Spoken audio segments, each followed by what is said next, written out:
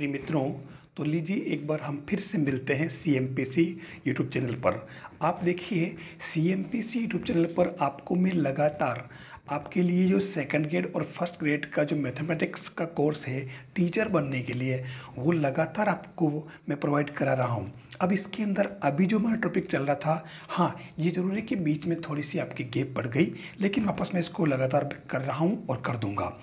यानी अभी तक जो हमारा टॉपिक चल रहा है उसके अंदर हमारा कौन चल रहा था, यानी कि शंकु। और शंकु के अंदर मैं 2 लेक्चर आप तक पहले सेंड कर चुका हूँ, आपने उनको देखा है। अब आज का जो टॉपिक है वो लंबवृत्तीय शंकु है। ध्यान रखना पहले वाले शंकु में और अभी वाले में फ़र्क क्या है। जो हमारा फर्स्ट लेक्चर था उसके अंदर मैंने सामान्य शंकु लिखा था, उसमें और इसमें फ़र्क क्या है। उसके अंदर इसके अंदर फ़र्क ये है कि ये राइट सर्कुलर कोन नाम से लग रहा है, यानी उसका जो आधार वक्र है वो हमारा पहले वाले के अंदर तो जिगजैग था, यानी कि इरेगुलर पृष्ठ था ये वाला, लेकिन इसके अंदर जो है ये हमारा सर्कुलर पृष्ठ होगा, यानी वृत्ताकार बेस होगा इसका। ये हमें ध्यान रखना होगा। तो देखिए लंबवृत्तीय शंकु के अंदर अपन चलते हैं। एक स्थिर बिंदु से गुजरने वाली और एक स्थिर रेखा से अचर कोण एल्फा बनाने वाली रेखा द्वारा निर्मित पृष्ठ को आरसीसी यानी कि राइट सर्कुलर कोन कहते हैं। अब इसके अंदर डायग्राम आपके सामने है। स्थिर बिंदु यानी कि हमारा शीर्ष, अचर कोण यानी कि अर्ध शीर्ष कोण, और स्थिर रेखा यानी कि शंकु का अक्ष। जबकि पहले वाले में अक्ष नहीं था।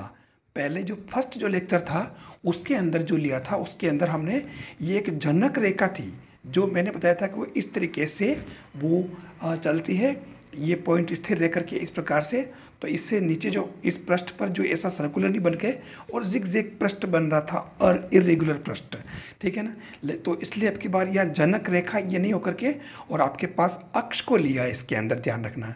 यानी हम जो इसका जब अपन उसके अंदर चलेंगे थ्योरी के अंदर, तो उसके अंदर डेरिवेशन के अंदर तो हमारे यहाँ पर वर्टेक्स एल्फा एक आएगा, वर्टेक्स आएगा नहीं कि अल्फा बीटा गामा, शीर्ष कोण एल्फा आएगा और इसका अक्ष आएगा। हम ये 3 लेकर के और अपन आगे इसके अंदर बढ़ेंगे। Equation of right circular cone. अब जैसे अपन ने जनरल जो परिचय दिया उसके बाद हम लेते हैं equation of right circular cone यानी कि लंबवृत्तीय शंकु का समीकरण। देखिए अभी अपन ने बात की थी इसके अंदर कि ये हमारे वर्टेक्स एक्सिस और इसके अंदर ये आपका अक्ष है ना, तो और आधार का पृष्ठ, इन 3 चीज़ों के बेस पे हम इसमें चलते हैं कि यदि शीर्ष आपका अल्फा बीटा गामा है, ठीक है, और अक्ष की समीकरण x minus alpha upon L, Y minus beta upon M, Z minus gamma upon N अगर है, और अर्ध शीर्ष कोण यहाँ पर अगर थीटा मान लिया जाए, ठीक है ना, तो आप देखें ये दे रखा आपके अंदर क्लियर, इसको देख लें आप, ये आपका अक्ष हो जाएगा, ठीक है, और ये हमारा शीर्ष हो गया एल्फा बीटा गामा, कोई दिक्कत नहीं इसके अंदर। ये हमारा अर्ध शीर्ष कोण थीटा हो गया, ठीक है। अब ये अक्ष है तो इस अक्ष OB का समीकरण हमारे पास में ध्यान रखना, और ये अक्ष हमारे अल्फा बीटा गामा यानी कि शीर्ष से गुजर रहा है, और इसके जो है वो दिक् को जाए LMN हो जाएगी। ये आपको समझ में आ रही बात। अब अपन OP के दिक् अनुपात लेते हैं। हमने इसके पृष्ठ के ऊपर या जिसके ऊपर कोई point P x y z लिया, तो OP के दिक् अनुपात अपने को पता है कि x2 minus x1, y2 minus y1, z2 minus z1 होता है। तो उस केस में आपके ये क्या बन जाएगा, दिक् अनुपात x minus alpha, y minus beta, z minus gamma. कोई दिक्कत नहीं, आराम से हो गया। यानी कि OB के हमारे पास में LMN हो गए, ये पहले से दे रखें, और OP के हमने LMN ये निकाल लिए। अब इन दोनों रेखाओं के LMN आ गए और इनके बीच का अगर कोण जो है वो आपके थीटा है, जिसको अपन ने अर्ध शीर्ष कोण कहा है, तो कोस थीटा इक्वल टू हम जानते हैं ये हमारे क्या हो जाएगा, L1 L2 plus M1 M2 plus N1 N2 upon root में L² plus M² plus N² into root, मतलब L1 M1 N1 और ये L2 M2 N2। हम ये बात जानते हैं इस फॉर्मूले से। कोस थीटा का अपन जानते हैं, कोस थीटा होता है L1 L2 plus M1 M2 plus N1 N2। अब यहाँ क्या लगा रखा है, cos theta equal to A1 A2 plus B1 B2 plus C1 C2 root में A1 B1 C1 का square, A2 B2 C2 square है ना, ये डाल दिया। तो दोनों फर्क क्या, यहाँ तो है दिक् को जाए और यहाँ क्या है यहाँ दिक् अनुपात है, तो हमने यहाँ पर ये दिक् अनुपात ही ले रखा है। अब यहाँ मत कहना कि यहाँ तो आपने दिक् को जाए ली, ये दिक् को जाए है, लेकिन ये दिक् को जाए अपने आप में यहाँ डायरेक्शन रेशियोज की तरह है, दिक् अनुपात की तरह, क्योंकि ये बराबर में है तो इनके जो अपोन में जो कांस्टेंट आता है ओपी वो सब का कैंसिल हो जाएगा, इसलिए एलिमेंट भी अपने आप में यहाँ डायरेक्शन रेशियो हो गए, और इसलिए ये A1 A2 plus B1 B2 plus C1 C2 upon root में ये वाला पोर्शन पूरा दोनों का आ जाएगा। तो देखिए ये कोस थीटा हमारे पास इसका आ गया। आप देखिए बिल्कुल सिंपल सा काम है, आपको बिल्कुल समझ में आ रहा होगा, मैं आपको एक एक चीज़ बता रहा हूँ, है ना। आप इसको फॉलो कर रहे हैं, बिल्कुल मुझे विश्वास है, कर रहे हैं ना। यस, तो ये हमारा कोस थीटा आ गया। अब इसके अंदर करना क्या है, हमारा काम तो हो चुका। कैसे हो चुका, बस हमारा लंबवर्ती शंकु का समीकरण आ गया यही वाला, इसको मैंने आगे सोल्व नहीं किया है। आप देख लें, ये इसको आप इधर क्रॉस में ले लेना और इधर आप ये लेना और दोनों तरफ स्क्वायर कर लेना, और स्क्वायर करते ही आपका ये शंकु का समीकरण आ जाएगा। अब ये नहीं कि ये तो बहुत बड़ा काम है, बहुत बड़ा काम नहीं है। आपके यहाँ पर अल्फा बीटा गामा मान लो उसने मूल बिंदु दे दिया, दिक्कत क्या है ना। अभी देखो आएगा आगे, यानी शीर्ष इसने कर लिया मूल बिंदु, तो हमारा काम कितना हल्का हो गया। और इसके अंदर एलिमेंट की जगह 1 2 1 डाल दिया, क्या देर लग रही है इसके अंदर वैल्यू पुट करने में, बिल्कुल देर नहीं लग रही है। तो ये वैल्यू पुट करी और थीटा के साथ में ये हमारा इक्वेशन आ जाएगा, ये हमारा लंबवर्ती शंकु का समीकरण। कोई दिक्कत नहीं, आराम से आप कर सकते हैं।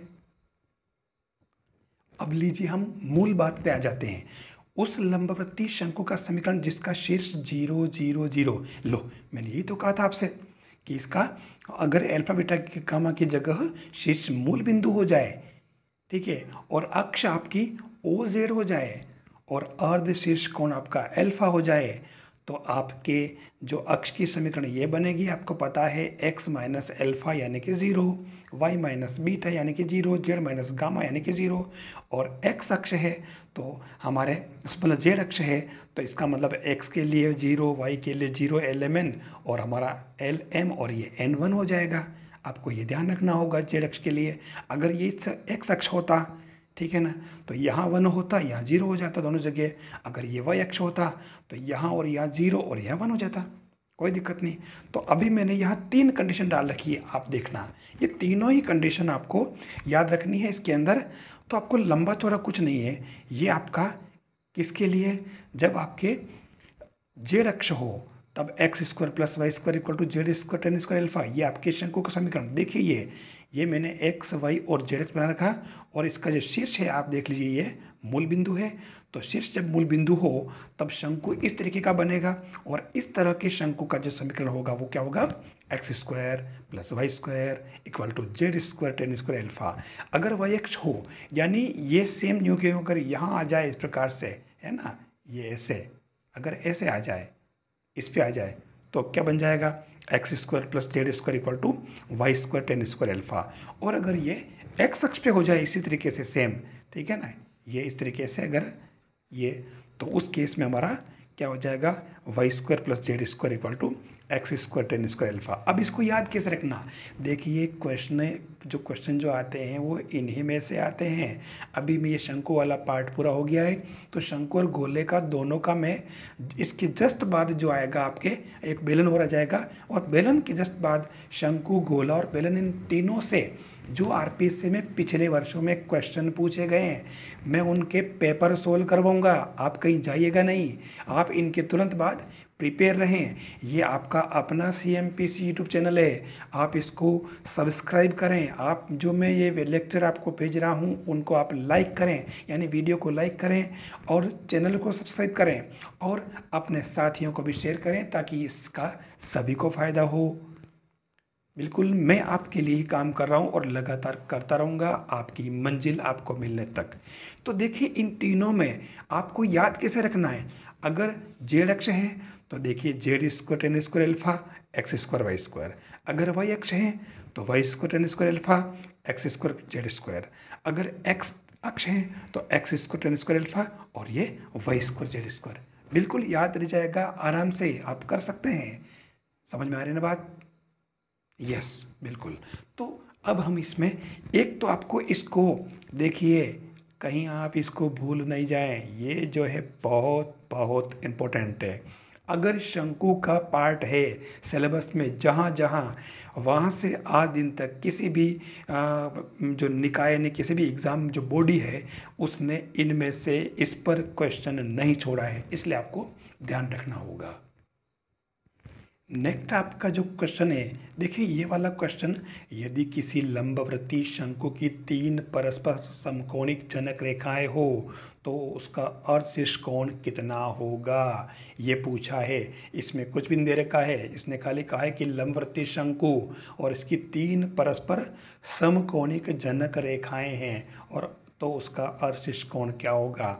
आप देखें इसके अंदर जिस शंकु की अक्ष जेड अक्ष हो और अर्धशीर्ष कोण अगर एल्फा है तो उसका समीकरण अपन जानते हैं, अभी पढ़ा अपन ने क्या, X square plus Y square equal to Z square tan square alpha. यही तो अपन ने पढ़ा था। जेड अक्ष जब होता है, अगर यहाँ पे वाई अक्ष होता तो हम यहाँ वाई स्क्वायर कर लेते और जेड को कहते तो यहाँ आ जाए x square plus Z square और वाई स्क्वायर टेन स्क्वायर हो जाता।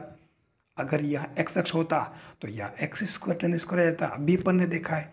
आप इन तीनों में से कोई सा भी एक ले लें, जैसे अपन ने यहाँ जेड अक्ष लिया तो ये इक्वेशन लिया, इस इक्वेशन के बेस पे अब इसने क्या कहा कि परस्पर समकोणिक जनक रेखाएं। अब आप एक बात याद कीजिए, किसी ज़माने में हमने एक बात पढ़ी थी, क्या पढ़ी थी कि जब हमारा कोई कर्व होता है A X square plus B Y square plus 2hxy plus 2 जो भी अपन ने आगे लिया, याद कीजिए हमने इसके अंदर जब कभी केंद्र पर समकोण अंतरित करने वाली बात पढ़ी थी, याद करो, तो वो जो चीज़ें थी वो उसके अंदर हमने क्या पढ़ा, केंद्र पर समकोण अंतरित करने वाली बात में आप याद करें, एक हमने पढ़ा था कि एक्स स्क्वायर का गुणांक प्लस वाई स्क्वायर का गुणांक बराबर 0 पढ़ा था, है ना, केंद्र पर समकोण अंतरित करने वाली बात पर।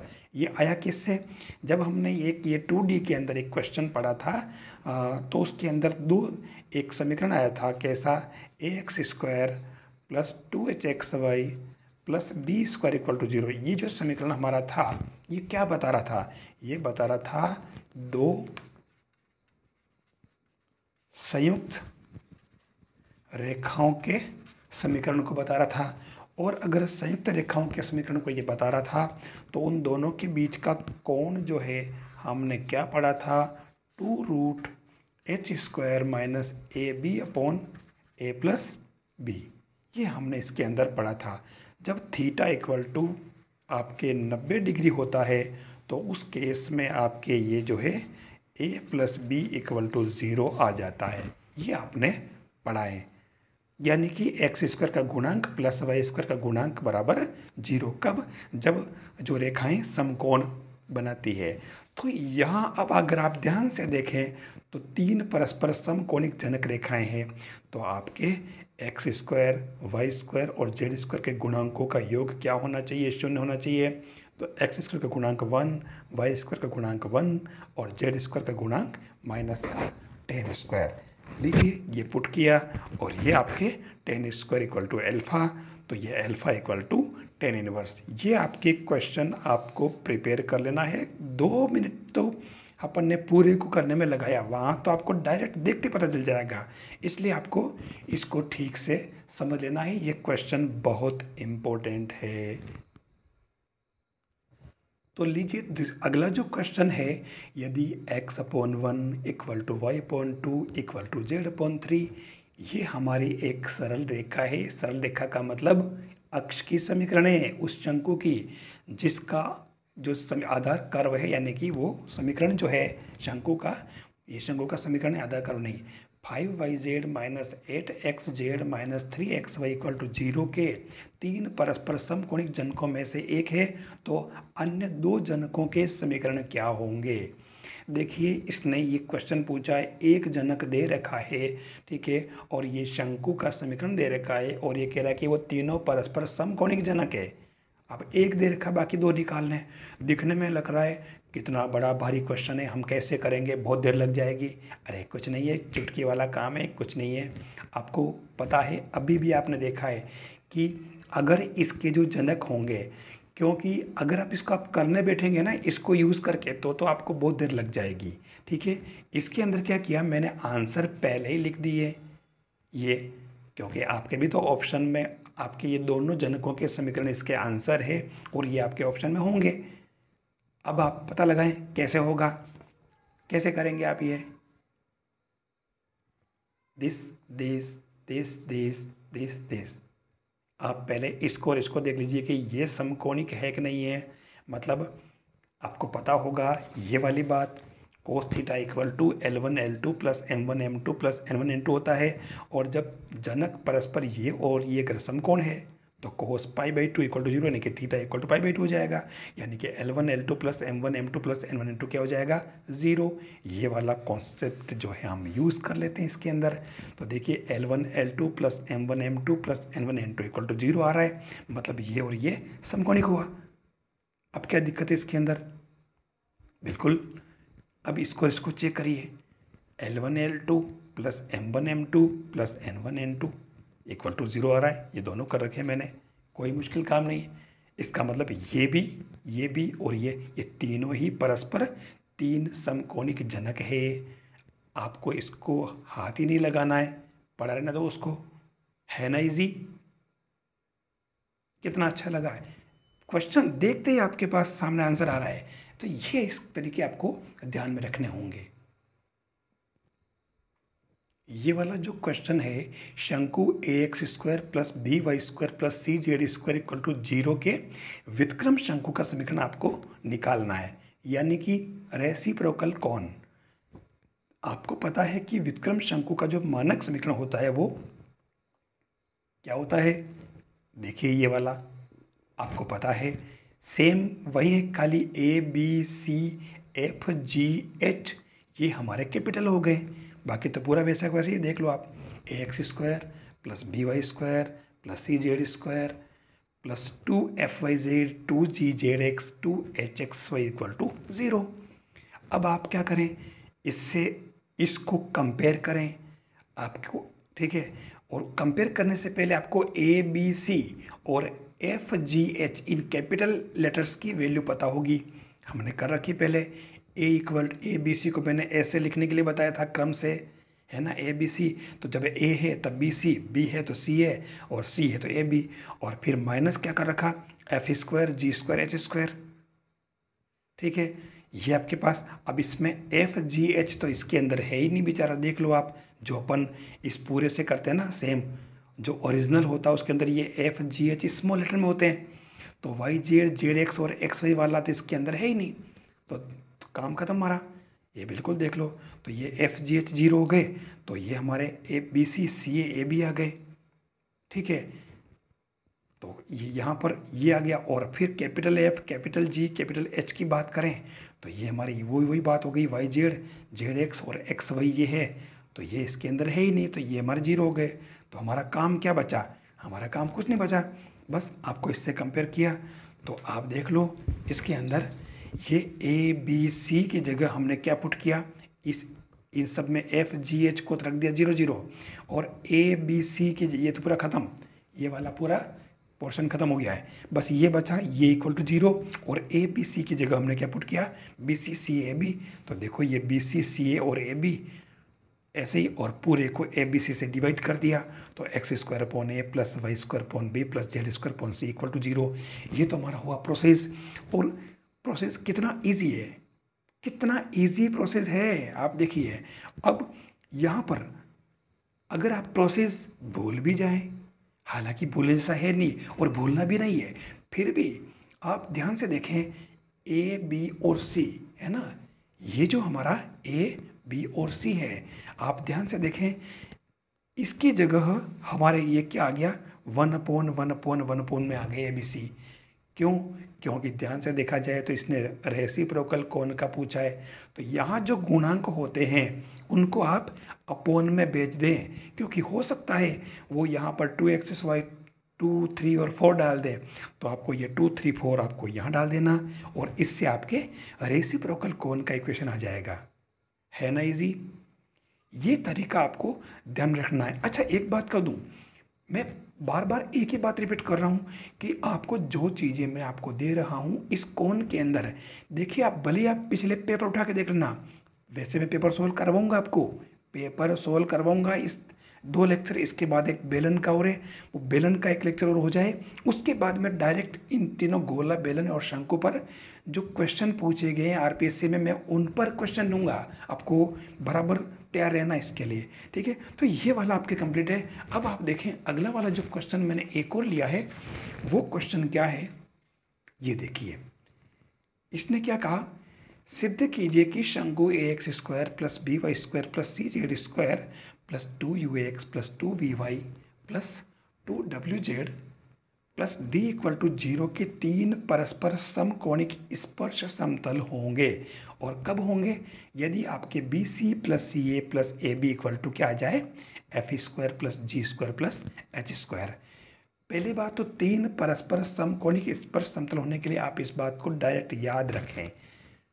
दूसरी बात, इसको मैं इससे जस्ट पहले शंकु वाले जो सेकंड लेक्चर दिया उसके अंदर मैंने इसको बता रखा है, ठीक है। अब तीसरी बात, नहीं हमने तो पहले वाला देखा नहीं, हम तो भूल गए, तो जाने दो ना, भूल गए तो ये आप एक 10 सेकेंड के अंदर चुटकी में बताता हूँ मैं आपको एक क्वेश्चन कैसे होगा।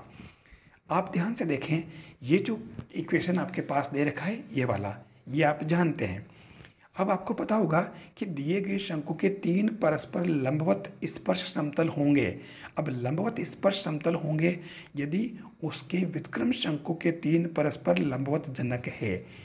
देखिए यहाँ से भी वो आपका क्वेश्चन बन सकता है, मतलब 3 परस्पर लंबवत स्पर्श समतल होने के लिए शर्त क्या है कि उसके व्युत्क्रम शंकु के 3 परस्पर लंबवत जनक हो। और ये बात अपन ने अभी अभी पढ़ी है। कैसे, ये देखिए, क्योंकि स्पर्श लंबवत स्पर्श समतल की बात जब करता है तो हम 3 व्युत्क्रम शंकु के 3 परस्पर लंबवत जनक की बात कर लेते हैं, हमारा काम हो जाएगा। A X square plus B Y square plus C Z square plus 2 FYZ plus 2GZX है ना। ये क्या है, ये क्या है, प्लस 2HXY 0, ये हमारे क्या है, व्युत्क्रम शंकु का समीकरण। अब आपको पता है कि कैपिटल लेटर में जो ABC और FGH है, इनकी वैल्यू हम जानते हैं। ABC ये आपका A, ये B और ये C अभी भी मैं आपको याद करवा चुका हूँ पीछे वाले में। A मतलब BC, B मतलब AC, C मतलब AB, और ये FGH स्क्वायर में माइनस कर दो, ये ABC की वैल्यू आ गई और ये आ गई। अब लंबवत जनक होने के लिए एक्स स्क्वायर का गुणांक प्लस वाई स्क्वायर का गुणांक प्लस जेड स्क्वायर का गुणांक बराबर 0। ए प्लस बी प्लस सी 0 होना चाहिए लंबवत जनक होने के लिए। तो इस दिस प्लस इसको आप तीनों को 0 कर दें। लोन ये कर दिया 0। इसके 3 परस्पर लंबवत जनक होंगे तो A plus B plus C equal to 0। ये आपके B C plus A C plus A B यानी कि A B plus B C plus C है equal to F square plus G square plus H square. ये आपके परस्पर लंबवत जनक होने की शर्त आ गई। तो हम कह सकते हैं कि ये इसके 3 परस्पर लंबवत स्पर्श समतल होंगे। लंबवत जनक किसके, लंबवत जनक जो होंगे वो इस जो हमारा रेसिप्रोकल कोण के, ध्यान रखना, और स्पर्श समतल किसके, सामान्य कोण के। ये हमारे कोण वाला पोर्शन है और इतना इजी काम है, आप आराम से इसको कर सकते हैं। तो लीजिए अब इसके अंदर अपन हमारा प्रश्नावली जो है क्वेश्चन सेशन ले लेते हैं। टेस्ट देखते हैं अपन ने जो पढ़ा। यदि किसी लंबवत शंकु की 3 परस्पर समकोणिक जनक रेखाएं हो उसका अवशिष्ट कोण क्या होगा, क्या होगा, अभी भी पढ़ा अपन ने tan इनवर्स √2। दूसरा, यदि किसी शंकु का समीकरण X square B Y square से जेड स्क्वायर इक्वल 0 हो तो इसके व्युत्क्रम शंकु का समीकरण क्या होगा, अभी पढ़ा अपन ने। ये चौथा वाला अभी निकाला अपन ने। शंकु X square plus B Y square plus C Z square plus 2FYZ 2GZX equal to 0 है ना, ये वाला। कि 3 परस्पर लंबवत जनक होने का प्रतिबंध, फर्स्ट सेकेंड थर्ड फोर्थ। अरे यार ये मेरे को आ नहीं रहा, आप बताएंगे। अरे मुझे आ रहा है, एक्स स्क्वायर का गुणांक प्लस वाई स्क्वायर का गुणांक प्लस जेड स्क्वायर का गुणांक बराबर 0। 3 परस्पर लंबवत जनक होने के लिए वो देखो इसके अंदर कहाँ है, थर्ड वाला राइट आंसर। ऐसे ही इसमें दिया उस लंबवत शंकु का समीकरण निकालो जिसका शीर्ष अल्फा बीटा गामा और षटकोण थीटा 60 डिग्री हो गया और अक्ष हमारी ये हो गई। तो ये एलिमेन, ये अल्फा बीटा गामा, कोई दिक्कत ही नहीं, जो मैंने सबसे पहले शुरुआत की उसके अंदर वैल्यू पुट की और ये आपके आंसर। अच्छा, इसको सोल्व नहीं करना, आपको ध्यान रखना, सोल्व करना तो ही नहीं, डायरेक्ट इसमें से आंसर मिल जाएंगे आपको। उस लंबवर्ती शंकु का शीर्ष 0 0 0 अक्ष एक्स अक्ष के अनुदिश और अर्ध षटकोण अल्फा है, तो उसका समीकरण क्या होगा। देखिए यहाँ देखिए आप, एक्स अक्ष के अनुदिश है ना, और अल्फा, तो कौन सा होगा, फर्स्ट सेकंड थर्ड फोर्थ में से मैं पीछे बता चुका हूँ, आप देखना इसके अंदर छठा वाला ये भी मैं पीछे बता चुका हूँ, इसके अंदर देखें आप। ऐसे ही सातवां, प्रत्येक एक्स वाई जेड में समद्विघाती समीकरण उस शंकु को शो करता है जिसका शीर्ष है 1 1 1 0 1 1 0 0 0 और 0 0 1। कौन सा होगा, पहला, नो पहला नहीं होगा, दूसरा राइट है, नो ये भी नहीं होगा, तीसरा राइट है, जी हाँ दूसरा तीसरा राइट है, शीर्ष इसका मूल बिंदु होना चाहिए। ऐसे ही आपके आठवां देखिए, निम्न समीकरण एक शंकु को शो करेगा यदि, तो इसके अंदर भी हमारे, मैंने सबसे पहले आपको बता रखा, आप कर लेंगे। ऐसे ही नौवां क्वेश्चन देखिए, ये भी ऑप्शन देखते ही आपको आंसर का पता चल रहा होगा। ऐसे ही 10वां क्वेश्चन देख लीजिए, ये भी सेम वैसा ही है, एक एक चीज़ देख लीजिए आप। अगर 11वें की बात करें तो 11 में कुछ नहीं है, आप इसको इसके साथ ऐसे समघात बना लेना, क्योंकि जब मूल बिंदु हो शीर्ष तो अपन समघात बना के कर सकते हैं, इसके अंदर आंसर मिल जाएगा आपको। ऐसे ही सेम 12वां, 3 परस्पर समकोणिक स्पर्श तल होने का प्रतिबंध। अभी जो लास्ट वाला क्वेश्चन ये रहा, आ गया, ये इसके अंदर आंसर है। देखिए कितना इजी काम है, आप आराम से इसके क्वेश्चन कर सकते हो, ये सारे इंपॉर्टेंट क्वेश्चन है, इन्हीं में से पूछे गए हैं, तो आपको इनको ठीक से पढ़ लेना है। देखिए आज का लेक्चर मुझे विश्वास है कि आपको बहुत अच्छा लगा होगा और आपको समझ में भी आया होगा, तभी तो अच्छा लगा होगा। अब अगर अच्छा लगा हो तो आप इसको ज़रूर देखें, समझें, लाइक करें, आप चैनल को सब्सक्राइब करें और अपने साथियों को भी शेयर करें ताकि सभी को इसका फ़ायदा हो, और इसको ठीक से स्टडी करें। मैं आपके साथ हमेशा लगा हूँ, और आप पढ़ें और खुश रहें। नेक्स्ट लेक्चर आपके पास बहुत जल्दी आएगा, वो बेलन का, तो आप तैयार रहें और आगे बढ़ें।